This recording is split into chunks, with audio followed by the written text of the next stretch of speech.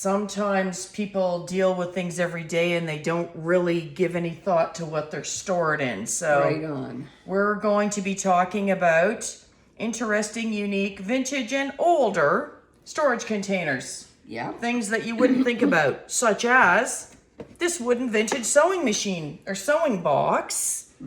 We think this came down to our family. Yep. We suspect, and from my research, I've seen that these usually originate in the UK. I wonder if it's the same process they use for making the wooden hat boxes. I'm not sure. But yeah, so this is very old. This is, early 1900s. We're not really sure. It's hard to find dates for these things. And if you look inside, there was a little lip. Little thing, where they would put the needles and little things just to pull them out easily. Okay. So this is very old. It's got all the original finish on it. It's somebody's hand made it at one point. You don't see these anymore. So I'll let you put that over there. And next, this came from your dad's. It did. This was a little, you see these around. Sometimes they were in blue paint as well as the rab base. And it says right on there, product of Scotland. So these were, they call them biscuits, which we would call cookies. So, this isn't necessarily worth a lot, but it is visually interesting. Oh, yes, definitely. And there's actually people who collect like old colored tins with just different patterns. Sometimes people have different themes for what was in it or some sort of, pictures on them or size or shape. So this one is actually, for its age, I want to say this is like about from the 1940s. It's in decent condition. Quite often with these, they lost the handle. It's got beautiful coloring on it, too. I love it. I really just like it. And because the top's taken a beating more than the bottom, the colors on the sides are actually a little more crisp and bright. Yeah. So I'll let you put that there. We are going to, let's move. We'll keep things in order. We'll try our best. This was made of celluloid. This is that old early plastic, and this would have been in a men's grooming kit. The soap dish, a lot longer than what we would have had. It's like got that tortoise shell-esque appearance. You know why they stopped making things in celluloid? No. Because it caught on fire. Oh. Apparently the only thing they make anymore with some celluloid in it are ping pong balls, but there's a slight different change in the formulation of the celluloid. So it's a container that is just old and interesting, and I happen to have. Okay, I'll let you put that. The brushes, men's brushes. Well, it was part of a toiletry kit. Right on, But I never had it. I just had that. So, okay, let's go to, we've got a cat coming in. That's okay. So sometimes things were meant to store things in and just be thrown away. So I'll let you hold up one. These were just things that photographs came in, and I just thought the images were super cool. Who doesn't love a greyhound? Hold that one up, right up so they can see somewhere there. Yep, there's the greyhound logo. Cats are jumping all over. Interesting thing is the prices on the back. Yeah, isn't that nice? So these are from the late 50s, and I do believe they made them into the early 60s. So, there's actually prices all over, and these are just things that got saved because I save things that I find. Also, if you notice, they're black and white. This is before they did the colored. That's right. Yeah, black and white photos. Yeah. So lovely. I like that. Yeah. So we take good care of those.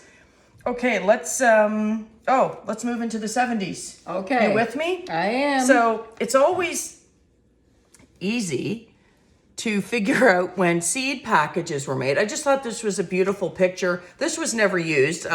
Sometimes I get things from people that was just created but never distributed stock. And this is from 1972 because seeds expire, and so they usually print on the year. This will be backwards probably for you when you look at it, but 1972. So a little lettuce package, and I just think this unto itself is like a little sample of art. I like it. Me likey. Well, it helps with the price of lettuce today. Right? Oh, are there seeds in there? Let's check it out. Yeah, they're gold. Okay, so this was yours. You had soap in it. It's made by Fabergé. And it came with a, Kiku is the brand. This was made in Hong Kong. But and Toronto and London and Paris and New York. Well, look at you with your soap. But you never used the soap. No, it was smelly. well, she never used the soap, but in the early 80s, you got in the early 70s, Dad got it for you. But I used the soap like probably mid 80s. I just got around it. It was wrapped up in saran wrap. So people actually collect these things. You see these on eBay, Kiku, early 70s soap. Kind of fun, and I just like it. So I kept it. Okay. Yeah, these were highly perfumed. Probably. Yeah. Everything was. Yeah.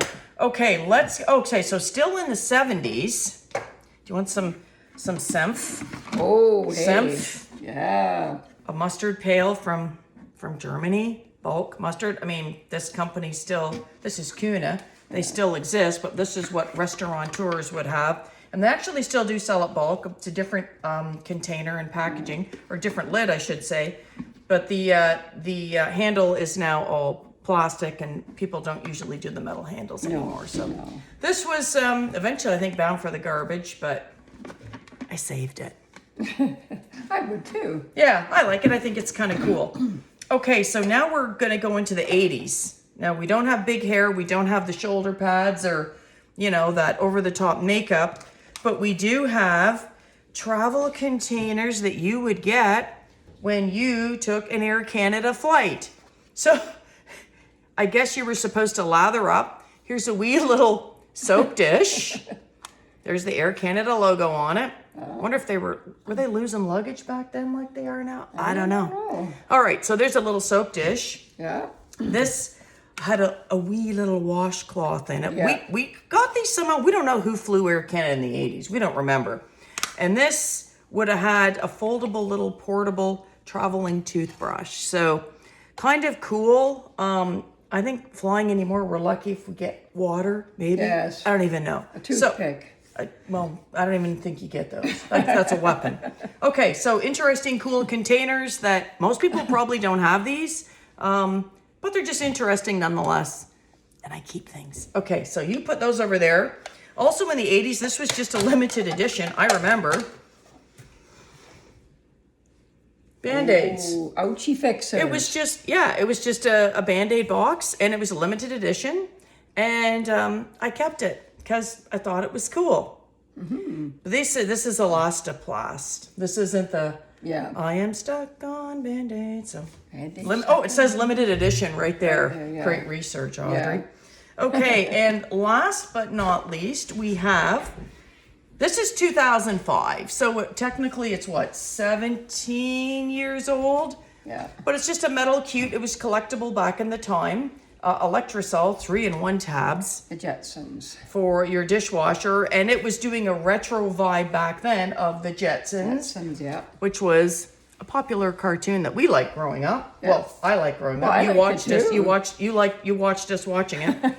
So, and this is a cute container that you saved from somewhere where it was probably going to be pitched. So, yeah, it's kind of cool to find things that are a little older that are giving nod to things that are even older. So before you think about throwing something out, give it to charity or donate it or try selling it or make videos about it so that we get less in the landfill and people appreciate a lot of the stuff that we already have. That's a good idea. Okay, that's it for this episode. Thank you. Thank you.